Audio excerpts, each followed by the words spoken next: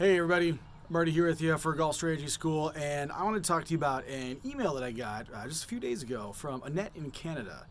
And Annette was talking about a new 58-degree Callaway Sure Out wedge that she had gotten. She was saying that she's a very high handicapper, pretty new to golf. She doesn't want to develop any bad habits with the club, but she would like a video on kind of how to use the club. This is not that video on how to use the club, but something that was in her email did kind of bring to light a point that I wanted to make. She said that she really likes using this club when she's very close to the green, and it's been working pretty well for her, but again, doesn't want to develop the bad habits.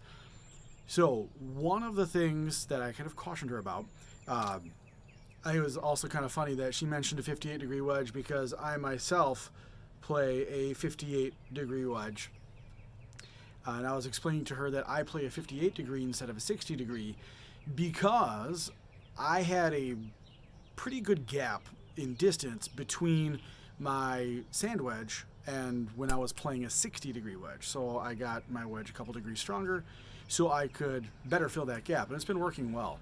So really the main reason why I use my 58 degree wedge is for full swings, and it's usually about in the 70-ish to 80-ish yard range.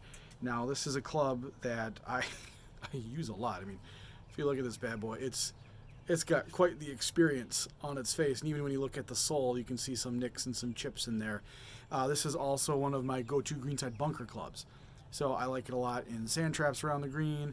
I like it when, the only time I really like to use it chipping is when I have a very small distance to land the ball in.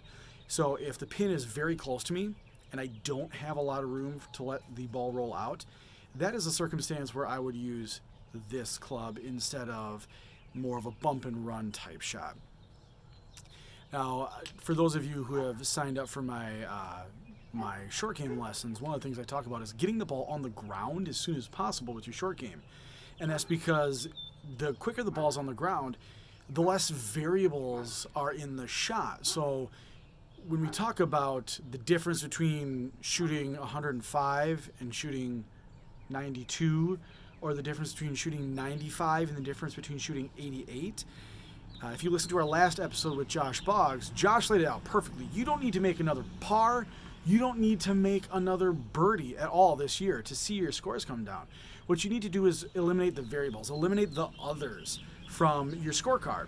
And the way that you can do that is by taking less risky shots, especially around the green. So what I like to do is I like to get the ball on the ground as soon as possible when I'm chipping around the green, because there are less risks involved with those shots. So let's think about it. If we've got a 58-degree wedge, and we can see, how steep of a club that is. If we're coming down to chip, it's really easy to dig and chunk our way through that ball. Then the ball maybe doesn't even get to the green.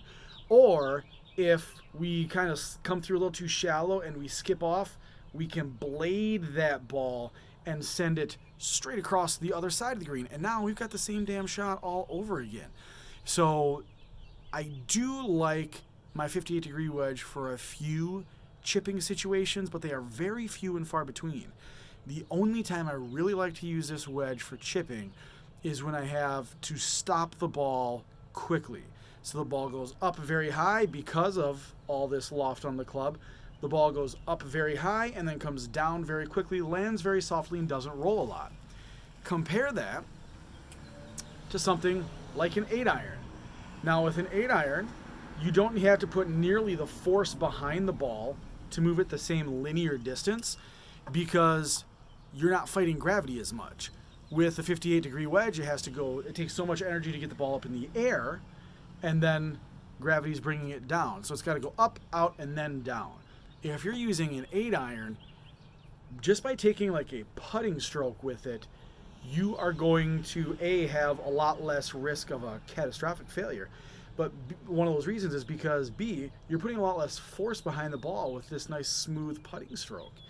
So by taking a longer iron, a mid-iron, 7, 8-iron, maybe a 9-iron, maybe a 6-iron, depending on whatever you're comfortable with. By taking a mid-iron that is less lofted and taking a putting stroke with it, you have a lot less chance for this catastrophic error. Because if I mishit an 8-iron, let's say I hit my 8-iron chunky. Well, if I hit my 8-iron chunky, I'm not going to dig in because it's not as steep. So I might hit the chip a little bit fat, but it's going to end up short of the hole, not short of the green. And vice versa. Let's say I come through and I don't catch any ground and I just blade it. Well, again, I'm not putting as much force behind the ball. So what's happening here is I'm putting less energy into it, so it's not going to rocket all the way across the green.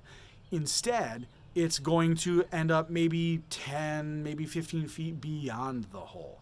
So it's not nearly as catastrophic of a failure compared to the 58-degree wedge with all this loft.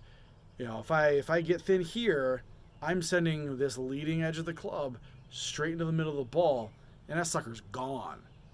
With the 8-iron, if I get a little bit thin, I send the leading edge into the ball, but you can see it's not nearly as sharp of an edge. It's a lot softer, and I'm still going to get the ball to pick up on the face, so it does actually get a little bit of lift and maybe only run 5 to 10 feet by the hole instead. So, Annette, I do love a 58-degree wedge. I love it because it fills a distance gap between my other wedges and the very short chip shots. But I don't use it a lot around the green. It's mainly in greenside bunkers if I'm chipping, or if I have a situation where the ball has to stop very quickly. So, I hope that answers your question, Annette. Thank you so much for sending it in. For the rest of you, if you're listening, if you have a question that you think might be good for the show, again, we're looking at people who are focusing on breaking 90 for the first time, or maybe trying to consistently get under 100.